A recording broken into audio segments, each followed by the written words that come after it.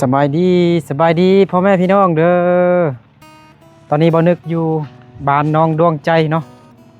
บ้านน้องดวงใจบ้านกิ้วแค่เมืองเพียงแขวงสยบุรีเนาะ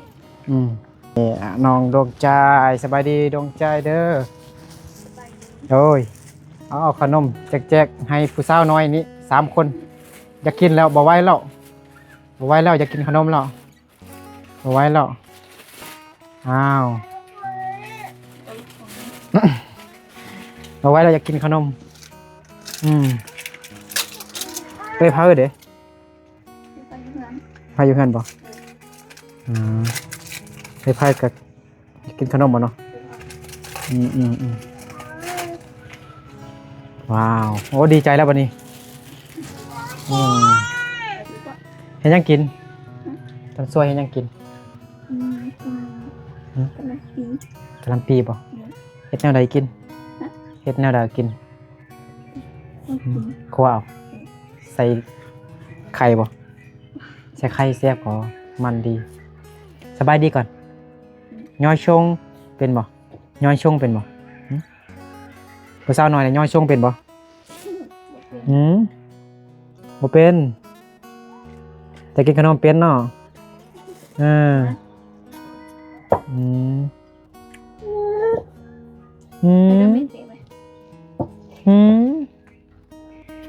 มื้อนี้บ่ได้ไปเช้าเนาะมื้ออื่นไปโรงเรียนบ่ไปตั้งใจเรียนเด้อน้องใจก็บ่ได้มีเวียกหยังดอกพี่น้องเนาะเบิ่งแต่ร้านนี่แหละเนาะช่วยกันกับเอ้ยเผาเนาะเปลี่ยนกันคันเอ้ยเผาเฮ็ดเวียกน้องใจก็เบิ่งร้านคันแม่ของเด็กน้อยเอาลูกก็น้องใจก็เฮ็ดเวียกเฮ็ดเวียกเฮือนเนาะล้างถ้วยล้างบวงกวาดหอกวาดเฮือนสักเครื่องบ่ได้มีเวียกหลายจึงงามคันมีเวียกหลายนี่บ่งามติโอ้โหคือไปให้ไปส่วนเด้ตากแดดหน้าดำหน้าแลเด้นี่ได้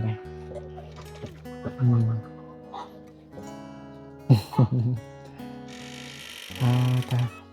ไอ้ว่าสิมาหาน้องใจแต่เช้าแล้วพี่น้องแต่ว่าบ่นึกบ่ทันมาบ่นึกเข้าเวียกเลยน้องใจนี่บ่ได้ดังไฟบ่มีแต่เฮ็ดข้าวเฮ็ดอีหยังก็แต่กินก็มีแต่เสียบหม้อเนาะเสียบไฟเนาะใส่เข้าไปในเฮือนน้องดูมีแต่อยู่นอกเนาะเบิ่งไอ้พาเด้กินขนมหรือบ่ไว้ดีไอดีเดอร์คือบ่เข้าไปเข้าไปแม่มีแต่อยู่นอกเนาะบ่เคยเข้ามาจักเทื่อก็เข้าอยู่มาเบิ่งฮอเบิ่งเฮือนผู้สาวมงน้อยว้าวว้าวนุ่งทรงน่ะบ่นุ่งสเกิร์ตนุ่งสเกิร์ตกระโปรงเนาะป้าจะเอาบวงตักกินบ่นะพุ่นเด้ออันนี้ได้กินได้บ่กินได้แล้วบ่นี่น่ะกินได้แล้วบ่หลายเดือนเนาะจักเดือนน่ะ2 เดือน3 เดือน7 เดือนน่ะบ่อ๋ออันนี้มันไอ้พักของน้องดวงใจเด้อเนาะ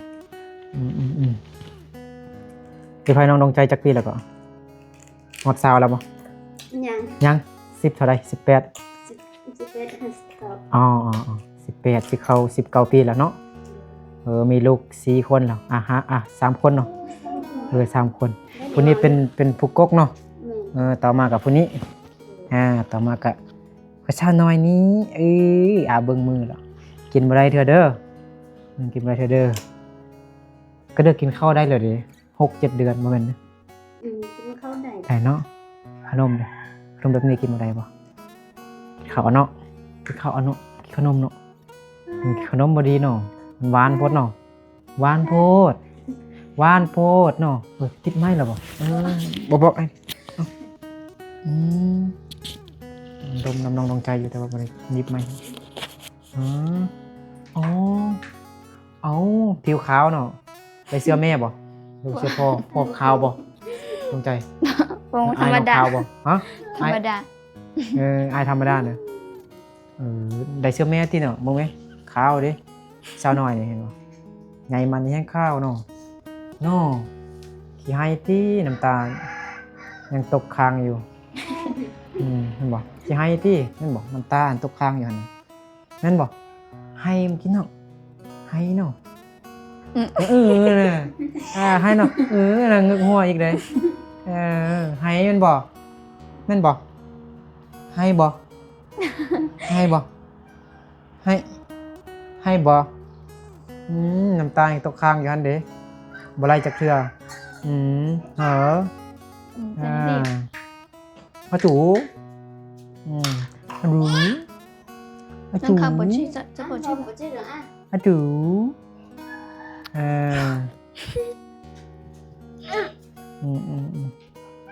โอ้ยบ่มีเวียกหยังเนาะมีแต่เบิ่งแต่ผู้สาวน้อย3คนนี่เนาะน้องดวงใจกับเอ้ยเขาอาจูอาจู Thì đấy đi, thì đấy đi. Thì bé sẽ ขนมหมดแล้วบ่ขนมหน่อยๆนะ เอามาได้เลยขนม Đợi น้องดวงใจน้องดวงใจนี่แต่ละปีนี่บ่ได้อึดเข้าเลยเนาะสบายเข้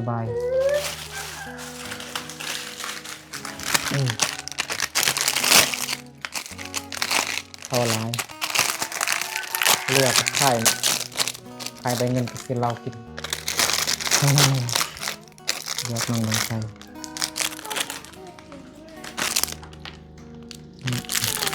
โอ้ยเลยกินน้ำมันหมดแล้วเด้เนาะเลยก็เอาอันนั้นมาให้ ngon đấy chị ạ. อ๋อเอาบ่วงตักกินเอาโอ้ยสิมาคักน้องใจก็กินน้องใจก็กินดูเอายืนอยู่หั่นนั่นคือแบบผิวคือมองคำน้องใจต้องนั่งอยู่ทางนี้มานั่งทางนี้เอาขนมมากินถึกแจ้งไม่ค่อยแจ้ง Cái khổ sạp đi. วันนี้น้องไปให้เนาะไปฮือให้ให้น้องไปถ่ายรูปอ้ายเบิ่งแม่นอยู่บนดินนั่นบ่ Phun อยู่ทางนั้นบ่ Men อ๋ออยู่เทิงพุ่นเนาะ Đợi อ้าวนั่งบ่เนาะน้ำบ่อ้าวคือมือคือเก่าสาวน้อยก็ต้องเบิ่งอ้ายอยู่เนาะ Nó rất khổ. ไอ้ว่านอนอยู่นี่เย็นดีเลยน้องเนาะน้องใจเนาะ Men แต่ว่าพ่อแม่ให้นอนห้องพ่อแม่เนาะ Men มีคนนอนNè. มื้อหน้ามีครูบาจะมานอนอยู่นี่เอาไว้เนาะ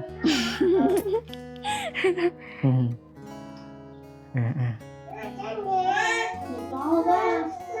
Ô, nó từ ly ăn có mà ao tí đó đó cả. Ô Mà ao tí đó đó cả. น้องใจเอา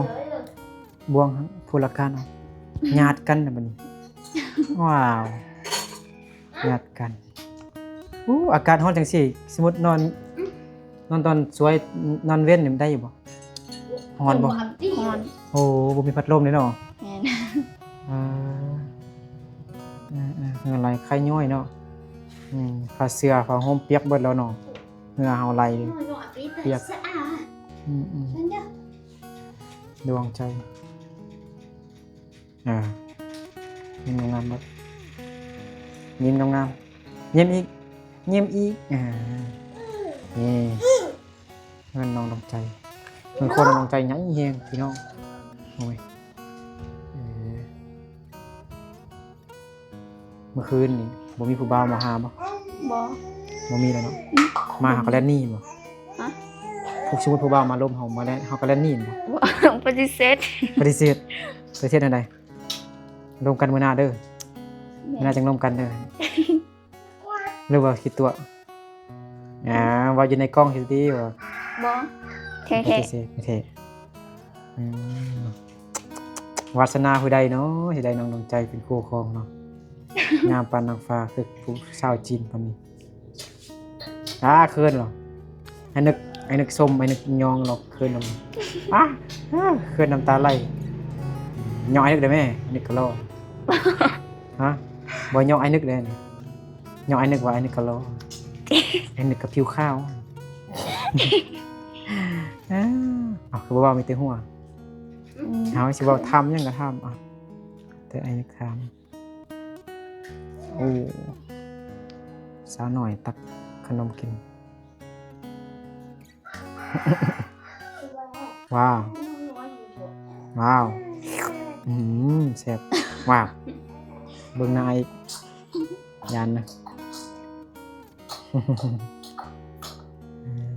เฮ็ดกินอยู่นั่งเลยเนาะบ่ได้ดังไฟเนาะ แม่น บ่คือตอนพ่อแม่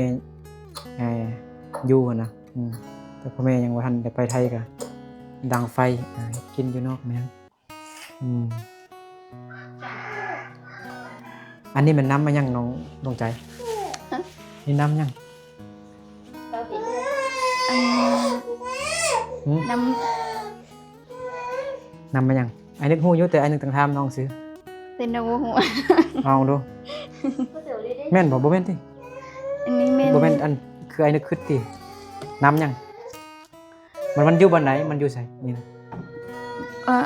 มันอยู่ป่าบ่ บ่ มันนั่นใด อัน มันเป็นยาบ่ แม่น เป็นยาเด้ มันเหล้าบ่ แม่นเนาะ มันเหล้า เลย อ๋อมันแม่น้ำผึ้งบ่ บ่ อ้าว แม่น ไอ้คิดว่าแม่น้ำผึ้งบ่แม่นเหรอ อันนี้สิเอาให้เบิ่ง เบิ่งดูแนวใดนะอ้าวย านี้เราไปพาเอาไว้ต้ม อ๋อต้มลงดียังนี่นะเป็นยาดีแก้มันยัง ก็ชื่อชื่อ อื้อหือย าดีมันลุก อ๋อยาดีหมดโลกซื้อมาแพงบ่ค่อยซื้อมาจากร้าน ก็อยู่ใต้เจอซ้ำเส้นหา 3 เส้นหาเนาะอันนี้นั่งได้บ่ ฮะ นั่งได้บ่นี่ ได้ ลำโพงใหญ่เนาะ แม่น ป้าทุนูครับเข้าติ แม่น นี่เห็นบ่ทุกคนโอ้น้องใจพี่นานี่ได้ บ่ฮู้แล้ว นูกินข้าวเบิดเลยบ่พอกินเลย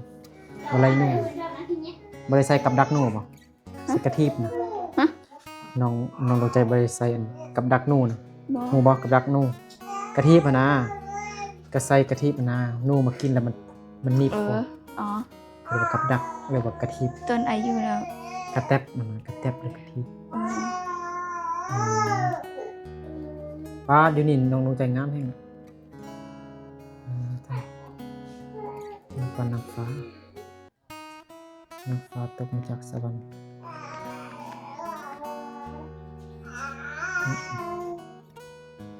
คิดฮอดพ่อแม่ปะ คิดฮอด คิดฮอดเนาะเดือนนี้พ่อแม่ฝากเงินให้เราปะ ฟัง ฝากมาเท่าไหร่จักแสน 1 เส้น ฮะ พ่อแม่ไปเฮ็ดเวียกอยู่ไทยเราฝากเงินให้น้องแต่ละเดือน1 แสน2 แสน3 แสนเดือนนี้นะฝากรถหรือบ่แสนหนึง แม่น ฝากมาไหน เขาฝากมาไหนเป็นเงินบาทเลย ของเอา เขาเปลี่ยนนำเข้าอยู่พุ่น โดย เอาเงินบาทอยู่พุ่นไปเอาให้คนที่มีอันบัญชีลาวอันบ่ก็โอนให้บ่ได้จังได๋ บ่อัน บ่นั่งเอาตังค์มานั่ง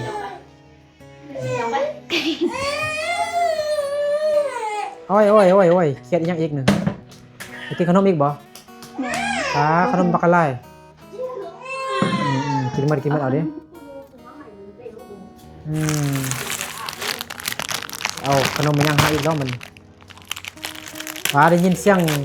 งท้องยางขนมแล้วก็ไปหาดวงใจแล้วบัดนี้โอ้ยขนมกินบ่หมดดอกบักกะลาย อันนี้พวก จิกขนมไข่ให้กินละทงขอบใจดวงใจเด้พระเจ้า บ่ฮู้แล้ว ดวงใจใจดีเลย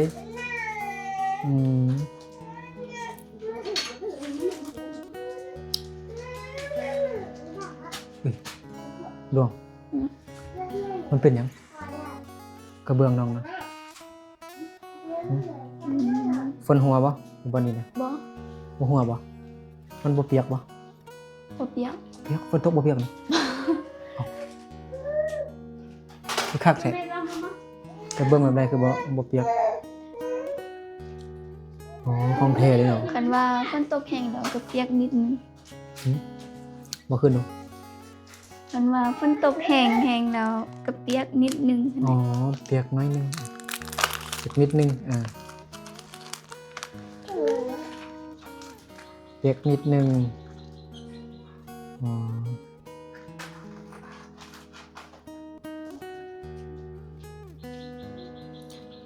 อันนี้ก็อยากไปหาเงินอยู่ไทยอยู่แต่ว่าบ่มีผู้ใดเฝ้าเงินเบิ่งเงินบ่ได้ไปหาเงินอยู่บนแม่น้องใจพุ่นนั้นช่วงนี้เขาเจ้ากำลังปลูกผักเก็บผักบ่คือจังได๋ แม่น ปลูกผักกาแฟเด้บ่เก็บแล้วบ่ บ่ บ่เก็บแล้ว โดย ปกกา บ่กล้า ปกกาแซ่บบ่บ่ตอบซั่นบ่ฮู้ตอบเลยเนาะ ขี้อาย กินอย่างเดียวชายเนาะ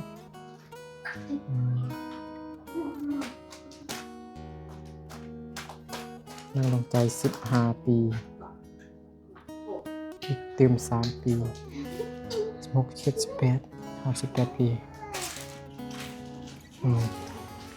มื้อเช้านี่เฮ็ดหยังเฮ็ดเวียกหยังบ่ ล้างถ้วย ล้างถ้วยล้างบ้วงบ่ แม่น เฮ็ดหยังแน่ ซักเครื่องแหน่ สักเครื่องแน่เฮ็ดหยังแน่ กดเงินแหน่ กวาดเฮือนแน่เวียกคือสิหลายเนาะฟื้นนี่บ่ได้ซอกบ่ คุณยังอยู่หั่น ยังอยู่แต่เวียกเวียกเฮือนเนาะ แม่น บ่ได้ไปให้ไปช่วยเพราะว่าพ่อแม่ไปเฮ็ดนี่ก็เฮ็ดงานอยู่ฝั่งไทยเบิดแต่กี้ก็เฮ็ดให้อยู่เนาะ เฮ็ดอยู่ ปีนี้ก็เฮ็ดนาเนาะโดย เราท่าพ่อแม่กลับมาจากไทยกันเฮ็ดนาปีเห็นบ่ โดยแต่ได้ยินพ่อแม่ว่าสิ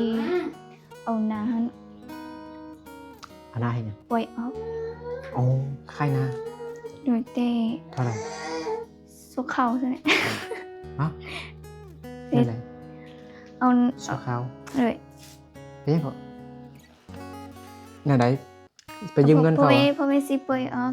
ว่าสิขายออกบ่ ฮะ พ่อแม่สิขายนาออก บ่ใครเฮ็ดสุกเข้าซั่นแหละ นั่นแหละเสื้อขาว มันเรียกว่าเสาแล้วอ่ะ เข้าเศร้า ก็เศร้า มันไปออกคนไปออกก็สิเป็นค่ายออกคือว่าค่ายปล่อย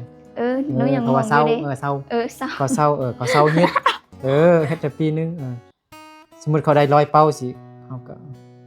แบ่งครึ่งกันบ่ครับผู้ละ50เป้าสินะแม่นบ่แบบนั้นบ่ แม่น ปล่อยออกมันค่ายว่าเนาะ แม่นน่ะ เขาเศร้าเฮ็ดซื่อๆเฮากลับไปหาเงินก็เฮ็ดแต่บ่ฮู้ว่าสิได้หลายบ่20เป้าก็ได้ผู้ละ10เป้าแม่นบ่แม่นบ่ ถ้าสมมุติได้20เป้าสิก็ได้ผู้ละ10เป้าบ่ บ่ฮู้แหละ บ่ฮู้แหละปีกายได้เท่าไหร่นี่ติแม่นบ่ 70 7โอ้ก็ได้หลายอยู่เด้เนาะอ๋อ แต่ปีนี้สิเนี่ย อ๋อปีนี้กระทายฝนตกดีๆก่อนฝนตก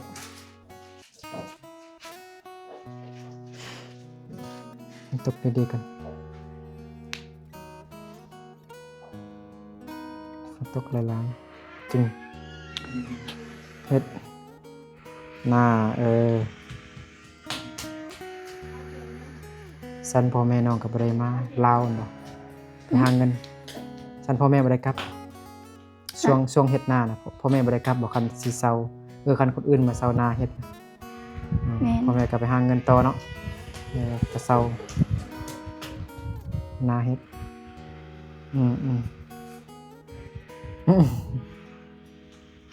แซ่บบ่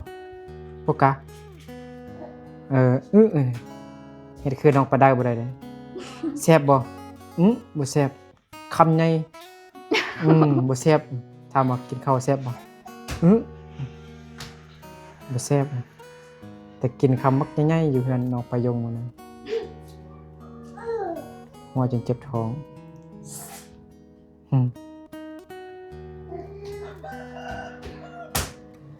มะม่วงน้องใจเบิดแล้วบ่ ฮะ มะม่วงน้องใจเบิดแล้วบ่ มะม่วง ยัง แต่ถ้ามันหน่วยใหญ่ก่อนอาสิมันรักเอา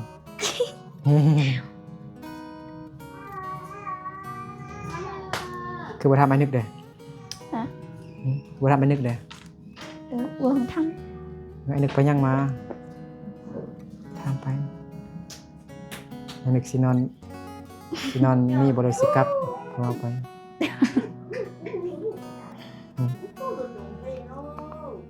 บ่ฮู้ว่าจังป้าเจ้าไอ้นึกคิดว่ามันน้ำเพิ่งเด้อเมื่อกี้นะยาเด้อยาของไปพาน้องลงใจวัวจี ว่า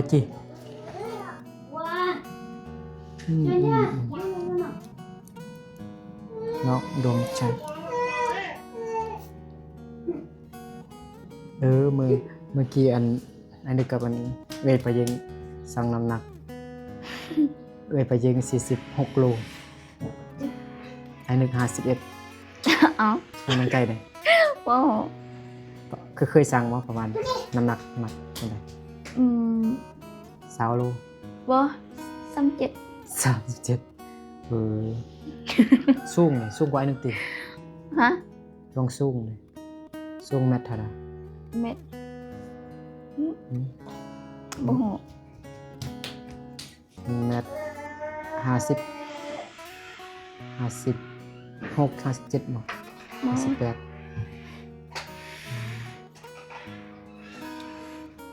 สถานะโสด จิบได้ แหน่ฮะจีบได้ใช่ไหมง่ายๆน้องใจว่าพิเศษสถานะโสดจีบได้ยังไม่ทันได้ทำยังโอ้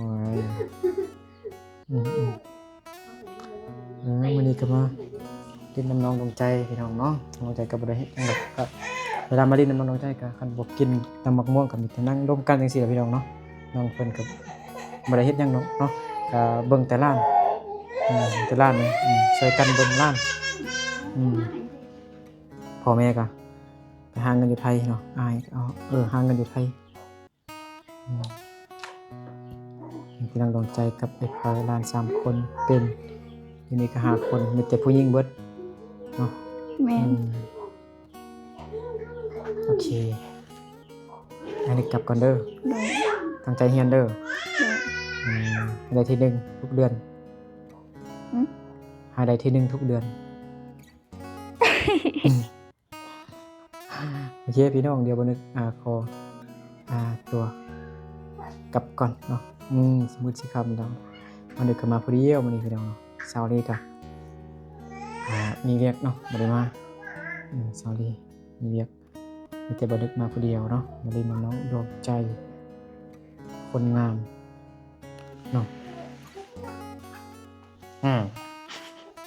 อึบนี่เอาเด้อ